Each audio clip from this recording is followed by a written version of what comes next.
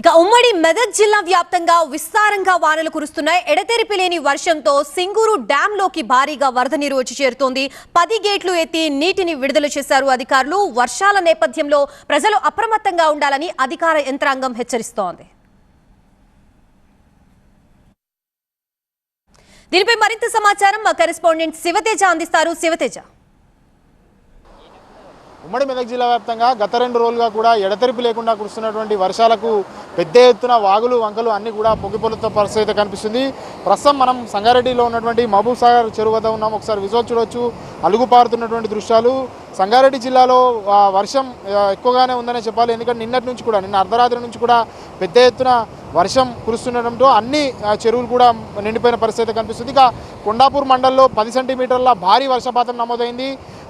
అక్కడ ఉన్నటువంటి సైదాపూర్ గ్రామ శివారులో వాగు ఉధృతికి రోడ్డు కూడా కొట్టుకుపోయిన పరిస్థితి. సంగారెడ్డి జిల్లా నుంచి వికారాబాద్ జిల్లాకు వెళ్ళేటటువంటి మోయిన్పేట వైపు పూర్తిగా రాకపోకలు బంద్ అయ్యాయి. ఇక మెదక్లో ఉన్నటువంటి పసుపులేరు వాగు కూడా ఉధృతంగా ప్రవహిస్తుంది. అక్కడ కూడా పాపన్నపేట మెదక్ రావాల్సినటువంటి వాహనాలు రాకపోకలు నిలిచిపోయిన పరిస్థితి కనిపిస్తుంది. ఇక సంగారెడ్డి జిల్లాకు సంబంధించి మంజీరా నది కూడా ఉధృతంగా ప్రవహిస్తుంది. మంజీరాలోకి భారీగా వరద నీరు చేరడంతో పెద్ద ఎత్తున దాదాపు 25 ఏళ్ల తర్వాత మంజీరా బ్యారేజ్కి ఈ స్థాయిలో వరద వచ్చిందంటూ కూడా అధికారులు చెప్పిన పరిస్థితి కనిపిస్తుంది.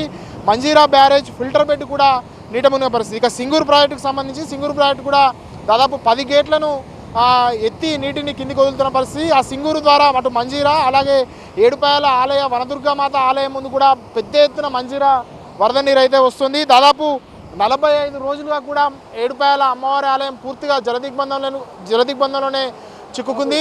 ఇప్పటికే దేవీ శరన్నవరాత్రులకు సంబంధించి కూడా రాజగోపురంలోనే అటు అమ్మవారికి ప్రత్యేక పూజలు నిర్వహిస్తున్న పరిస్థితి కనిపిస్తుంది. అయితే రోజు రోజుకు కూడా సింగూరు డ్యాముకు వరద నీరు ఎక్కువగా వస్తున్న సందర్భంగా గేట్లు ఎత్తి దాదాపు 90,000 క్యూసెక్కుల నీటిని దిగువ ప్రాంతాలకు విడుదల చేయడం జరిగింది. ఇప్పటికే ఏడుపాయల ఆలయం పూర్తిగా జలదిగ్బంధంలో కూడా మునిగే పరిస్థితి. ఇక సంగారెడ్డి జిల్లాలో వర్షపాతం ఎక్కువగా నమోదవుతున్న నేపథ్యంలో అధికారులు కూడా అటు హెచ్చరికలు జారీ చేశారు. ఉన్నతాధికారులంతా కూడా జిల్లా హెడ్ క్వార్టర్లోనే ఉండాలంటూ చెప్పిన పరిస్థితి కనిపిస్తుంది.